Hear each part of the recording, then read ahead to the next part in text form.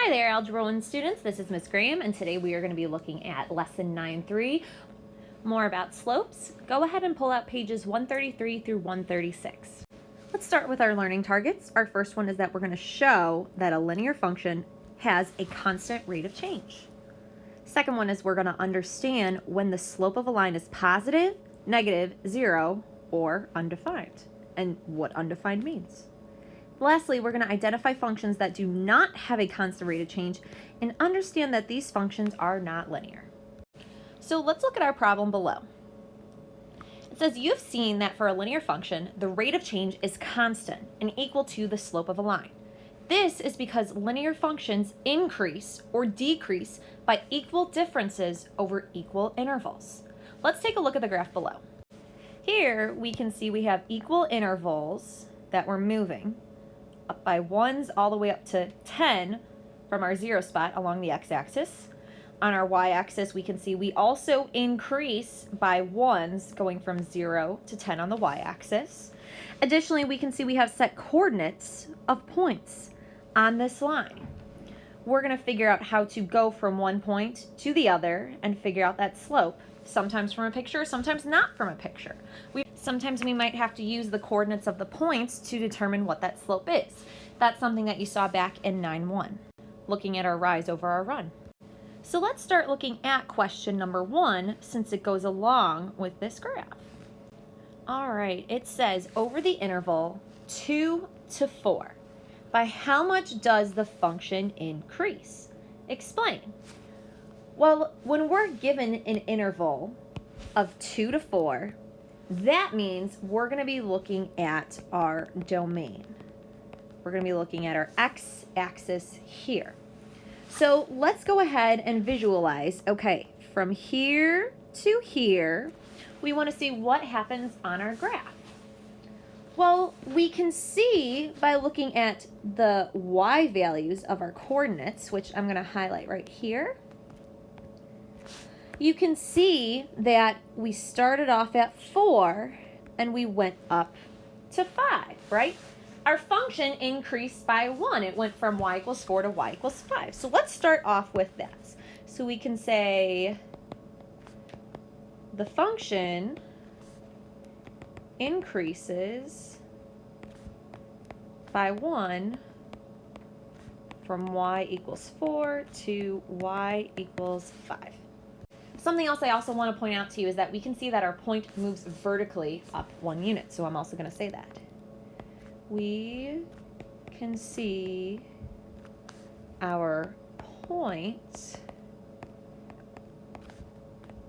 moves vertically up 1 unit. Now let's go ahead and look at number 2. I actually want you to go ahead and try number 2, but let's read it together. It says, over the equal interval 8 to 10, how much does the function increase? So similar to number 1, I want you to go ahead, pause the video here, answer number 2. As a reminder, we're looking at from 8 to 10. Let me choose a different color. From 8 to 10, so this is the interval that we're looking at. And you can see kind of how they're segmented out. So we want to see what happens in that interval. Again, we can see that we start off at 7 and we increase to 8. We can see that in our y values. All right? So we know when we're given an interval from 8 to 10, again, remember, this is our domain. They're giving us something in our domain, and we want to see what happens in our range. We're going to say, again, the function increases. Remember, it increases by 1. We're going to say from y equals 7 to y equals 8. Again, we could say the same thing that we said before. We can see that our point moves up vertically by 1 unit. So we can see our point moves vertically up 1 unit. So let's take these ideas and pull them together. Down below, I'm going to really highlight an important point that's good for us to look at. So here it says equal differences over equal intervals is an equivalent way of referring to constant slope. Differences refers to change in y. Do you remember that earlier in the week from the video on 9.1? We're going to use a delta y to show this. So differences refers to change in y, and our intervals refers to change in x. So we're looking at equal intervals and seeing what the difference is. So equal differences over equal intervals means, and this is the big one, change in y over change in x, delta y over delta x, which represents the slope. And we know that it'll always be the same. So this is something that you definitely want to highlight, maybe put a star by, keep in the back of your mind. Let's go ahead and head to the next page, 134, and we're going to zoom in on question number 3. Here we can see the table below represents a function. So question 3a says determine the rate of change between the points -8, 62. So I'm going to go ahead and highlight that one, -8 and 62, and -6 and 34. So we want to use a system that was similar to what we were doing on the previous page. We had a graph where we could visually see, okay, how much was I going up by for my x values, and I could see how much I was going up by for my y values, right? We were looking at our domain, and we were looking at our range. Going back to what we said before, remember that slope is going to be, our intervals and our differences. We're going to compare them together. So remember, slope is going to be looking at our change in y. Remember, that's referring to the differences, how much am I vertically moving up or down, over our change in x, which remember, that's our intervals that we're looking at. So we have to see how much we go up or go down in our x values and in our y values. So I know it's only telling us to look at 2 points. We're eventually going to move to a couple of different points to see if we have the same rate of change. So with our y values, we want to see how much we go up or we go down by if we started off with our first point. So our first point that we're starting off with, right, is -8, 62. So I'm going to go ahead and look at and see how much do I go up or down by with my y values. So go ahead, take a look at this, see if you can figure out how much we go up by or how much we go down by. All right, hopefully you saw we went down by 28. If we're going down by something, we're essentially subtracting that number. So I'm going to go ahead and put a -28 next to my y values, how I go from one to the other. On the other side, I want to compare what my change in my x values is going to be. So I want you to go ahead, figure out how much we go up or down by, and go ahead and put that right next to it. We can see this one's easy. We can see that we add 2. We go up by 2. So what does this mean? Well, using this idea above, essentially what we're going to do is we're going to put our change in y, so the -28, we're going to put over 2. When we reduce that, we actually get a -14. So we're going to learn that the slope that we calculated between these 2 points is -14. Now, we're going to go back and review a skill that you saw in 9.1, where we actually use this nice little formula for our change in y over change in x to figure out what the slope could be. So remember, we knew that before we could subtract our y values over our x values. Now, as you learned before, the order in which you subtract the y values and x values doesn't matter as long as you're doing it the same on top and bottom. Some people like doing the 1s minus the 2s. Some people like doing the 2s minus the 1s. It really doesn't matter either way as long as you're consistent. Before we actually go ahead and plug in what the numbers are, let's go ahead and label our points that they gave us. Our first point was -8, 62. So we should label that x1 and y1. Remember, the x's don't go together, the y's don't go together. That's when we subtract them. Our second point is going to be x2, y2. So let's go ahead. I'm going to give you an opportunity to see if you can remember how to plug those numbers in. Go ahead and pause the video here. All right, let's double check with my work. I did 62 minus 34, and I did that over -8 minus, and don't forget, it's minus a -6. So looking at this work, I know that when I have minus and negative, I can change that to adding. So that way when I do 62 minus 34, I end up getting 28. And -8 plus 6 is going to be -2. When I reduce that, I get -14. Wait a minute, isn't that we got for the slope up here, seeing how much we went up or down by and compared the change in y over change in x? Yeah, that's exactly the same that I got here. Both ways work. So sometimes you're going to realize it's better to look at slope in a table form with what we have, or you're going to see sometimes it's better to work with a formula where we subtract our y values over our x values. So here's what I'm going to have you do. I'm going to give you an opportunity to try either way, either method on part B.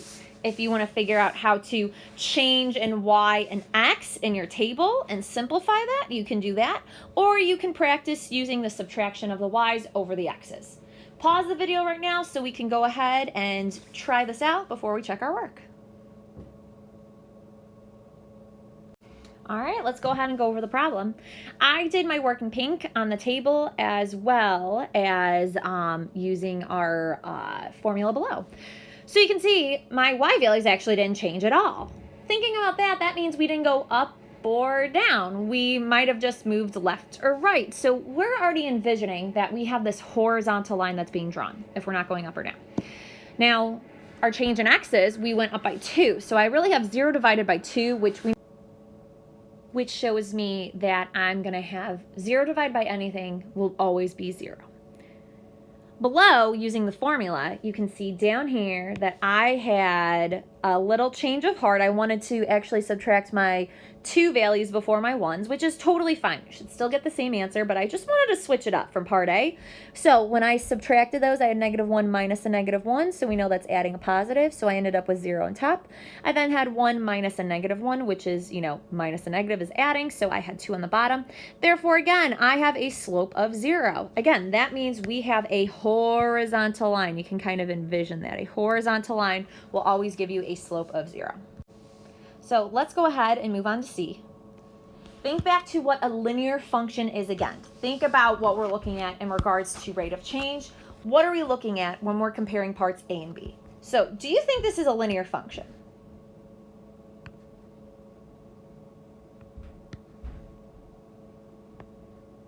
So we know a linear function means we have to have a constant rate of change. And you might want to write that down too if you forgot about that.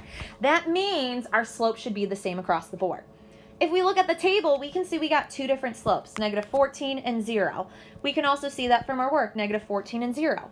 Those numbers would have to be the same in order for this to be a linear function. So I would probably answer and say, no, it's not a constant rate of change since -14 is not equal to 0.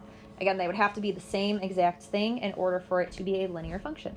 Remember, a linear function means it is a straight line. We're going up and over the same distance. We're rising and running that same amount. All right, so let's go ahead and move on to number 4. I'm actually going to have you go ahead and try these on your own. We're going to review a little bit afterwards and see if you got them right. But go ahead and see if you can determine the slopes of each of the lines shown. Now, to kind of help it make it a little bit easier, go ahead and pick pretty points on each of the lines. Now, what does a pretty point mean? Well, that just means a point that is an exact number. It's a whole number. It's positive or negative. It's not a fractional number. So I'm going to go ahead and help you out. I'm going to pick some points that you can look at and start to figure out, okay, what is our slope of our line? So go ahead and start figuring out what the slopes are of the graphs. Pause the video when you see that I've gotten all the points, which I have them on there right now. All right, for the first picture, you should have gotten our slope, which I'm going to use, not the highlighter. I'm going to use the abbreviation of M because we know that stands for slope. You should have gotten 1/4, right? You went up 1, to the right 4. Again, if you went the other way, if you went down 1 and to the left 4, you would have gotten a negative divided by negative, which is indeed a positive, so it's positive 1/4. Looking at our next graph, we should have gotten our slope as 2. You know that's the same as 2 over 1, right? Because if we rose 2, went to the right 1, that's going to be same as going down 2 and to the left 1. That's a negative 2 divided by negative 1. That is 2. And then last but not least, we have our slope of 5 over here. Yeah, buddy. We go all the way up 5 and to the right 1. You can think the same thing again by going down 5, moving to the left 1. That's a negative 5 divided by negative 1. So our slope is 5. All right, let's look at part B. It says, describe the slope of any line that rises as you view it from left to right. So looking at our picture, all right, so let's go ahead, let's start looking at this. Let's look at our first one. We see when we go from left, right to right, and it gets higher. We go from left to right and it gets higher. We go from left to right and it gets higher. I know it's a little steeper here. But what do we notice? What type of slope will this always be?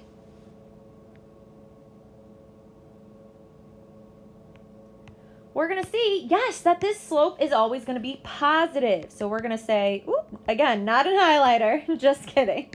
We're going to say the slope of the line, remember, that rises as we view from left to right, will be positive. We got to give it a positive smiley face for that.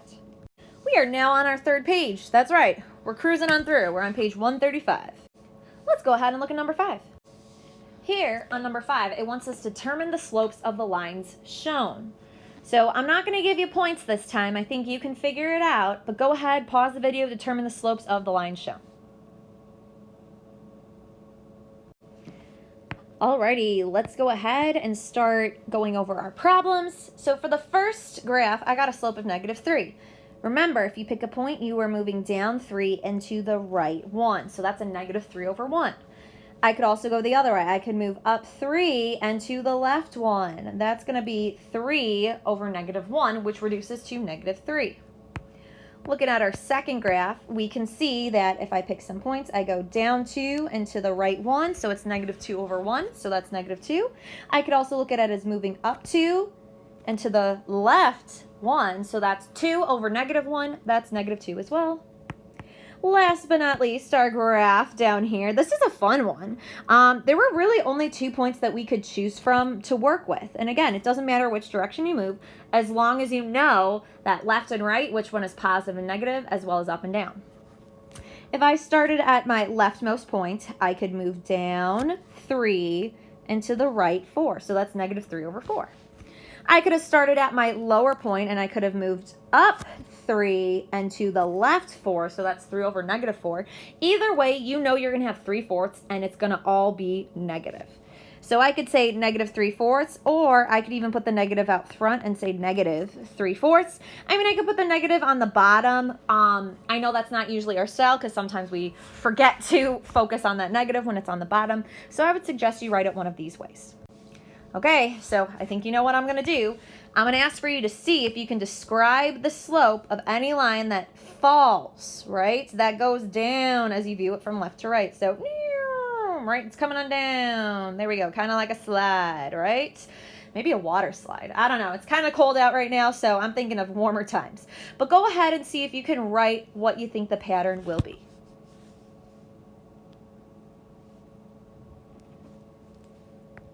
All right, you guessed it. We know the slope of the line that falls as we view it from left to right will be negative. And I'll put a frowny face for when people are feeling negative. You're doing a great job. Let's keep going. Let's look at number 6. Oh, well, these graphs are a little different. What do we see? Well, we kind of see a flat line, right? We see a flat line. We're not seeing any type of vertical change. So maybe we have to think about it from this perspective. Maybe if I look at one of the graphs and I can pick 2 points on the graph and I think about how much do I go up by? I really don't go up by anything, but I could move over a certain distance. So this distance I move over 1, 2, 3, 4, 5 points. So essentially my slope here, it would be 0 over 5, so it would just be 0. I could do the same thing again. I could pick 2 other points on this graph. Maybe I pick this point and I pick this point. I have to think again, how much am I going up by? I'm going up by 0 again, and I go over by 2 this time. So again, we know anything, 0 divided by anything will always be 0.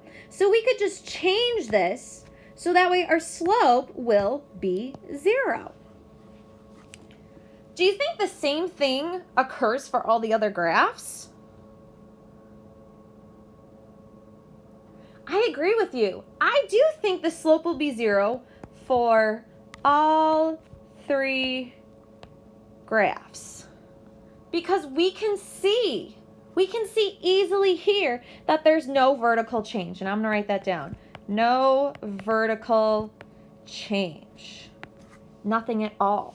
It's 0, and remember, 0 divided by anything will still be 0. So part B, it says, okay, kind of put in words what you see. We're going to see that the slope of any horizontal line will be 0. So we'll say that. The slope of any horizontal line will be 0. I wonder what the slope of a vertical line will be. Hey, speaking of which, let's go ahead and move on to number 7. Great transition, Miss Graham. All right, looking at this, we can see, oh my, okay, this is probably a little bit different. The slope is probably not going to be 0. So here's what I want you to do. I want you to go ahead and pick the 2 points that I did on the first graph. And I want you to see if you could write the rise over the run, just like we did in our previous problem when we did 0 over 5 or 0 over 2. I want you to see what you can do here.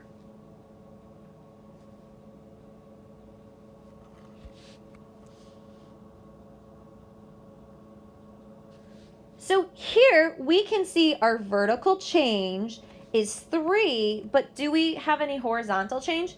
No, so it's 3 over 0 for that one.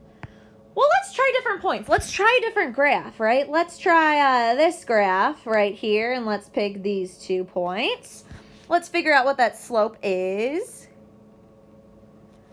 Okay, I'm seeing I go up 6, right? So I go up 6, but then again, I don't move horizontally, so I have 6 divided by 0. Let's try one more time. Let's look at that last graph. Okay, let's say I pick these 2 points, not too far away from each other. I can say I go up 1, and I don't move to left or right at all. In fact, why don't we practice a negative? Let's say I went down 1. So it's a -1, and I divided by 0. Well, we're noticing for all of these slopes, we're dividing by 0. So what does that actually mean? There's a word for that. The word for that is undefined. That means when you divide by 0. Another way to say undefined is that it's not clear or a slope is really not given. It's not defined. What this means is that it actually really doesn't have a meaning. There's not really an assigned slope to it. Division by 0 is undefined in the field of any real numbers that we look at. So what we can do is say the slope of each graph is undefined. And like I said, that's kind of our new vocab word that we're going to be looking at. So you might want to highlight it as a nice reference to look back on, maybe put a star by it, but that's a really good word that you're going to continue to see in mathematics.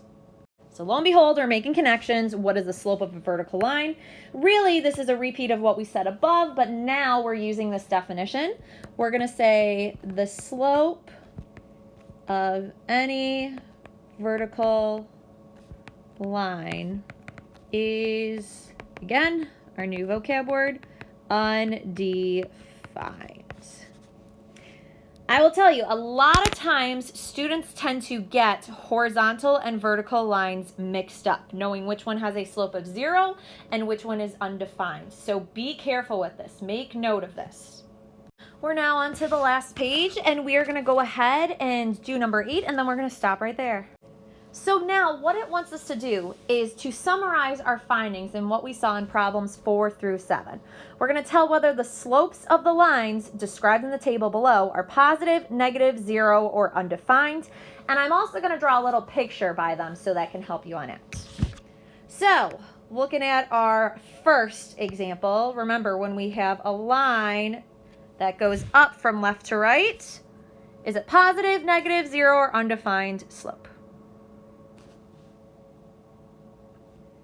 That's right, it's going to be a positive slope. Let's try the next one. All right, what if we have a line that goes down when you're looking at it from left to right? What type of slope is it? Negative, 0, or undefined? Hopefully you said negative. Let's get to our last two. Looking at our horizontal line and looking at our vertical line, let's see if you can tell the difference. Which one has a slope of 0 and which one is undefined? Our horizontal line is going to have the slope of 0, and our vertical line, that is the one that is going to be undefined. All right, make sure you check in with your teacher to see what your homework is for tonight. Have a great rest of the day. Happy mathing.